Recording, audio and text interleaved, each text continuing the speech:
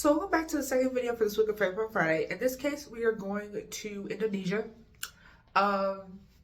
This case does, of course, involve several countries, with Indonesia and Australia, of course, being the main one. And both our victim and killer are from Indonesia, and we're sadly actually friends before our murder occurs. So, and of course, as title and thumbnail says, the death does involve in a coffee shop. So, of course, you know, if you're into coffee, you may not want to be drinking this while watching the video. And so I'm gonna come in rambling, and let's go get started. But if I lay down and I play dead and I stay dead, maybe you'll get sick of being the monster out of my head, under my bed. Think you're something out of my nightmares, standing right there. But if I lay down and I play dead and I stay dead, then will you get bored of killing me? We're actually going to start with our victim. Myrna was said to have been born on October 30th, 1988, and was said to have actually been an identical twin to a sister named Sandy. So, like I said, Myrna is from Indonesia, and during her teen years, she would have a big interest in fashion, as many teen girls do.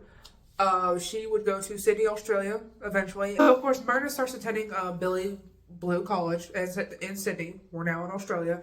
Here she meets a Jessica Wongso. Jessica Wongso was said to be born sometime in 1998. Like to believe she was born in like 88, but sources were saying 1998. And so they become friends. Jessica was left. Okay, so Jessica's family went to Australia while she was left in Indonesia to like finish high school. And this happened in like 2005. So in 2008, I guess after she finished high school, she joins them. And then she graduates from the same university, Billy Blue, in 2011 along with Myrna.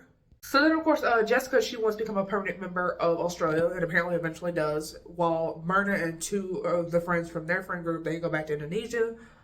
They would reconnect because apparently she does come back to Australia. They meet up, but apparently they meet up over dinner, but it doesn't go well because Jessica's dating this guy named Patrick, and apparently this Patrick dude was doing drugs, and Myrna, being the good friend that she was simply just concerned that Jessica would go down the wrong path since you're dating someone who's already on the wrong path. So then Jessica gets pissed, and then she leaves by halfway through the meal, leaving Myrna to pretty much pay for everything.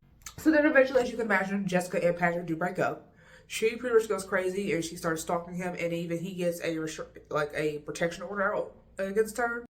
So as you can imagine, Jessica, she starts going through this depression, and she would go to the hospital at least 5 times within the following year, and she later admitted to trying to take her own life. And so in 2015, she would start abusing alcohol.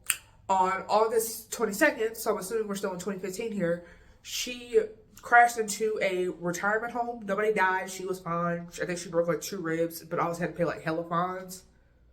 And so going back to Myrna, Myrna was dating this guy for like 8 years. They were like in love, got engaged, and on November 1st in Bali, because remember Indonesia, so Bali's in Indonesia, they go get married. And Jessica wasn't invited because I guess like the last time they spoke, they were on bad terms, so it seemed kind of weird to invite Jessica. But it said that the other friends they had in college, they were invited. So then add another blow to Jessica's struggle in life. On December 1st, she loses her job. After that, she flies back to Indonesia. She asks Myrna, "Hey, can we possibly meet up? You know, get some coffee?" Myrna doesn't want to meet up, but she's hesitant, so she has like a mutual friend of theirs like come as like I guess protection. And so on January 6th, 2016, at around like 5 p.m., that's when they were set to meet at this coffee shop in Indonesia. However, Jessica arrived like hella early, and she showed up at like 3:30, so like an hour and a half before they were supposed to meet up. And she would look around the place and then leave, and apparently came back 42 minutes later with like 3 shopping bags, like 3 little small bags, and apparently these were like gifts for Myrna and the mutual friend.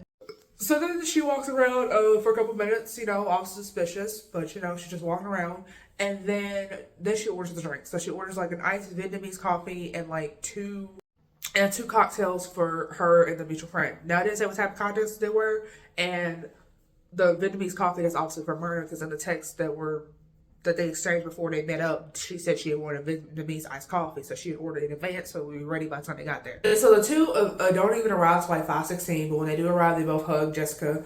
Myrna apparently had smelled her drink and thought it smelled weird, and then she apparently even tasted it. It also would taste bitter. And then she asked Jessica, like, "Is it taste weird?" Jessica's like, "Hell no." And then apparently she has another friend, and Jessica like stops the other friend from drinking it, which again, that's just suspicious. So then, unfortunately, after murder, I guess I drove a good bit of it. She starts slumping over, and just starts like foaming out of the mouth. Obviously, the restaurant is in a panic. Everybody's trying to figure out what's going on. Jessica's pretty much just like in the corner, like not really doing shit.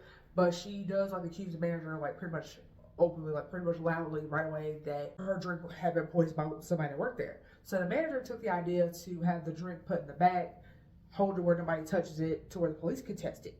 And a waiter had actually had a tip, like hit part. Okay, so I guess he put his finger like in the drink, and he like tasted it. And he said it immediately tasted better. So that's how he knew something was wrong. So they put it away so it could be tested later for police. Because again, like y'all not gonna falsely accuse us of poisoning. And so for context, Vietnamese iced coffee apparently is like dark brown, which I didn't know this. And the drink that Myrna had apparently was dark orange. And so, of course, a random woman in the shop started praying. And then, of course, there was like a prayer circle like in the shop. So pretty much everybody except Jessica's praying for her. And then she's taken to the hospital like less than 5 minutes. And even after that, by the time she gets to the hospital, which apparently was like a mile away from the shop, she was already dead. And so the coffee was obviously tested and was confirmed to have cyanide. In an autopsy on January 10th, it was said that Myrna's body, like her stomach, had been bleeding from the cyanide. And the autopsy would have been done sooner, but because Myrna's family apparently was Muslim, and apparently in the Muslim religion, we can't be over here open up people's like dead people's bodies for autopsies. And even in Indonesia, autopsies aren't like that common. However, because it's like a criminal case and not just a regular elderly person dying probably of old age, we pretty much have the right to do it, but we gotta get your permission because you know you're the family. And so they were eventually allowed to do the autopsy, but they were only allowed to test her stomach, kidneys, and urine. And so Myrna apparently had a life insurance policy of like $5.7 million, and her father, her biological father, was eventually accused. The money wasn't touched after like months because they're like, look, we'd rather have Myrna than the money. So that accusation dropped. There was another accusation that her newlywed husband man did it because, well, usually you hear about it'd be the husband that committed the crime. And so another theory, which sounds crazy but makes sense when you think about it, apparently there was a theory that maybe there was a competition shop that wasn't doing as well, and so they thought maybe if we had somebody killed in this shop, people would come over to our shop, which I feel like that would drive away people from ordering coffee altogether. But like, okay. And so Jessica even had the audacity to send Sandy an article about the possibility of poisoned coffee to pretty much take the suspicion off her, saying the restaurant pretty much did it. And then of course Myrna has the funeral.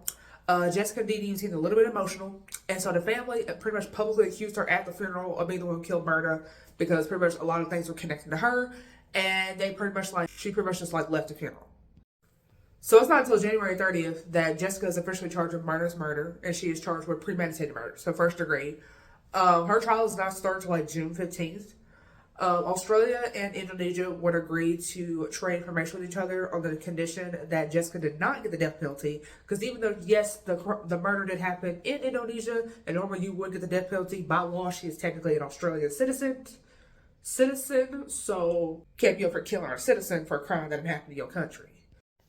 And on October 27th, 2016, she was found guilty, and she was eventually sentenced to 20 years. And also, she was said to have been tested and found to have a narcissistic personality, which would explain why she is laughing in so many of the photos. Well, I guess not so many, because I've seen like 3 or 4, but there are several photos where she's like laughing and she's smiling, and there's like videos where she's like, and it's said that she enjoyed the attention, according to Sandy, which was Murder's twin. So yeah, as you said, that is a sad case of a woman who was killed by one of her former best friends with the help of coffee, and I guess cyanide. So if you have any more cases that involve like friends that turn on each other and eventually kill each other, definitely let me know, and I'll see you for the next time. Bye.